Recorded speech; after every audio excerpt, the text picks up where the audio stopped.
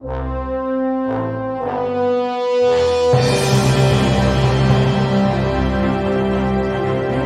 news to share with you. Dr. Travis at Winnington Insane Asylum has just reported a dangerous patient has escaped. The asylum has released video footage. We've heard this is his 12th escape. His name is Reginald Noble, last seen in Newark, New Jersey. If you have any information on his whereabouts, please contact the local authorities. I rule the world like Curtis Blow with my afro blowing out. I'm toned out the frame, drunk style stagger like Ned DeWino. For black albinos, I'm like suicidal or vinyl. The type of antidotes you have to keep away from minors. And I'm the palmist rhymer. Check my steez, my vocals are like vaginas. Wetting them C's when they open. My identities blows facilities. To enemies, please test these abilities. I'm rugged, plus pack a plenty full studded.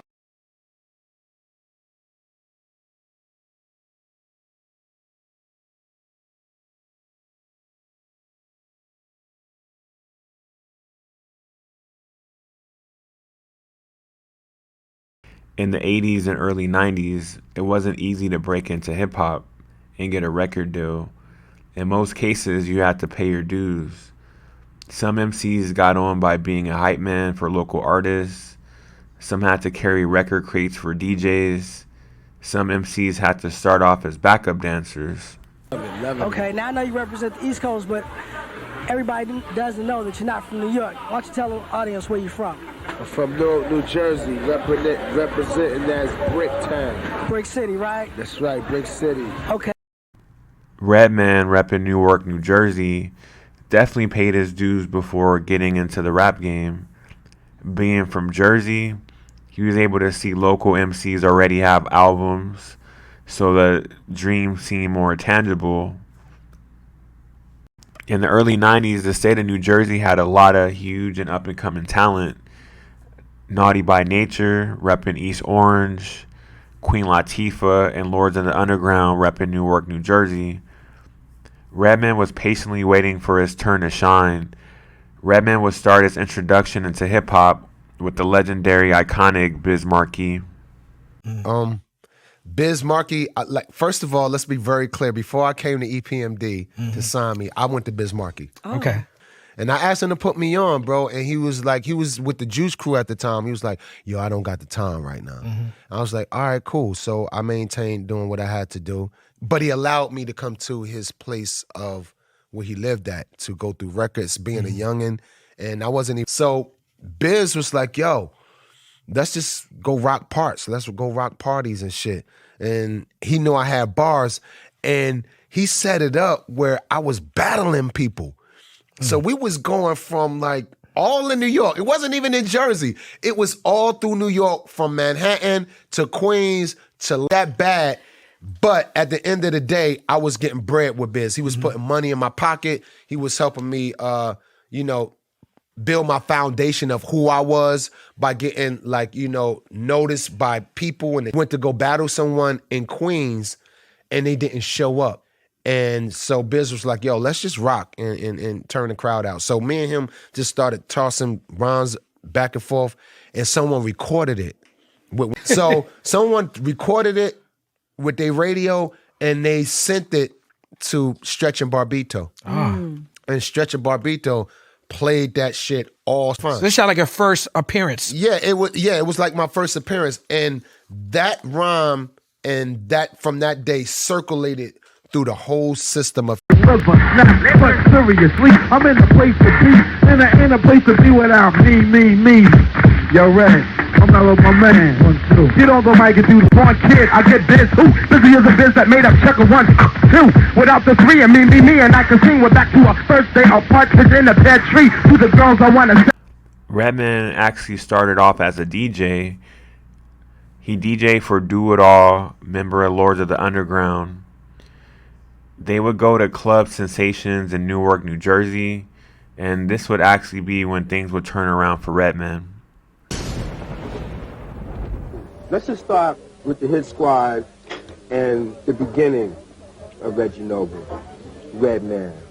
It was like, you know what I'm saying, I bumped into Eric and them at a Club Sensations, you know what I'm saying, out there in Jersey. You know what I'm saying? Some gold ghetto club we used to all just, just be chilling at, you know what I'm saying? Right. So, I ran into them in the dressing room, with me and my man, and, it was like, yo, all right, everybody was kicking skills and kicking lyrics, da-da-da. I just kicked it, went on stage that night. After Redman rhymed for EPMD, Eric Sermon started to invite him to perform with EPMD when they would travel for concerts. Redman would help with DJing and would get a chance to rhyme on stage with EPMD. This was major for Redman. Eventually, Redman started hanging out with EPMD so much that he actually started to stay with Eric Sermon. And this is perfect time for Redman. By this time, EPMD has already went back to back with gold albums, and we're now working on their third album, Business as Usual. Redman got a chance to feature on EPMD's album on 2 songs called Hardcore and Brothers on My Jock. These features on the EPMD album would only raise Redman's buzz on the underground scene. Q-Tip, a member of the legendary Tribe Called Quest, was a huge factor in Redman getting a record deal. Q-Tip heard some of Redman's music. Q-Tip had been at Rush Management offices over at Def Jam. With Q-Tip pushing for a deal, Def Jam execs, hearing the bootleg of EPMD's Headbanger that hadn't come out yet officially, featuring Redman, Redman was able to get a deal offered by Def Jam. Redman was now off to record his debut album titled Whut the Album. Red started recording in 1991. At the same time, EPMD was working on their third and most important album, Business Never Personal. Whut the Album was handled production-wise by Eric Sermon, along with Redman as a co-producer. Eric Sermon would do his best to help mentor Redman throughout the recording process. The category of rap I put myself in is strictly, it's hardcore, definitely street hardcore, but it's also a funk hardcore. My image and the way I am will project a vision to yourself that, okay, he's not the one. I'm not just gonna write something just to try to please no one. I write what I feel, either you can like it or not. I'm not gonna sit down and try to create a song that'll make everybody jump, because what I write, everybody. Eric Sermon would bounce back and forth to work on EPMD's album and Redman's album. When Eric couldn't be there for the recording process, Redman had a lot of time alone in the studio. The album would bring a lot of funk, representing P-Funk, Parliament. Now, Parliament was actually formed in New Jersey, so the seeds of the funk were already in Redman's neck of the woods. I think you can expect to hear on my album is nothing but funk. Funk Parliament, funk George Clinton, funk everything, you know what I'm saying, on down. I don't mess with nothing else. I'm hardcore to my music. You know what I'm saying? I look at my music as an individual. You know what I'm saying? If it get tough with me, then I'm going to get tough with the track. That's why my lyrics is... Like the way because he ain't changed up for nobody. He didn't make no soft record across nowhere. That's the real deal. He came out like he usually come out, hardcore, whatever, so-and-so, how it might be. And that's how they sold records. Then you let the people take you and course you if you want to go that way. But you don't come in there making no type of pop record and then expect and then go and you know it's going to be pop and you're going to go pop. That's what Course No was all about, making a fake record, making a fake tune to catch another type of audience. You know what I'm saying? Like, I don't make no soft tune to catch Eric Sermon would help shape and mold the album, giving Redman lots of advice. With this advice, Redman drops his first single, Blow Your Mind, in August of 1992, which would chart #1 on the Hot US Rap Singles chart. The next 2 singles really put Redman over the top. Time for Some Action released in 1993, and this would also go right to #1 on the Hot Rap Single chart. The final single released for the album was called Tonight's the Night, which was a perfect balance to the harder singles he released previously. Tonight's the Night was so smooth that it got played from coast to coast. To this day, it's one of Redman's greatest songs he's ever recorded to date. The album also featured and would introduce the world to Superman Lover, which would become a series on future Redman albums. The fans loved the album.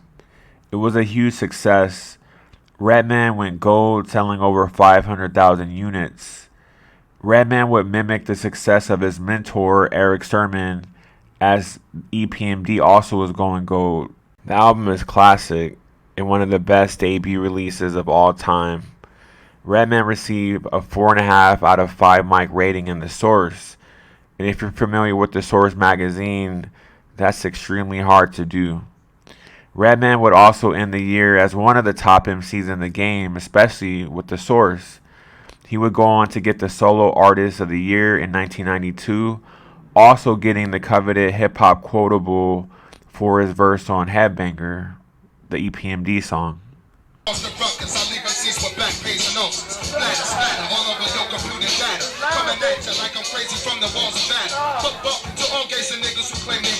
see who can go to any hood without getting stuck. I face them all, I'ma walk them off the wall and freestyle and I put money, okay, solo with Jamal. From the crazy genuine GLE, crazy, sexy, cool, kick like TLC. I got so much background information on these rappers. Claim they twist cat backwards, they only actors. My ballistics flip me on box, flipping biscuits. Getting splifted, sipping on mystics and it get no wetter. The 18th letter. In the bodyguard, I'm that nigga that tried to blow the boat on Fletcher. I'm like a guy when I'm in act like Jackson. Slam like Bob Back.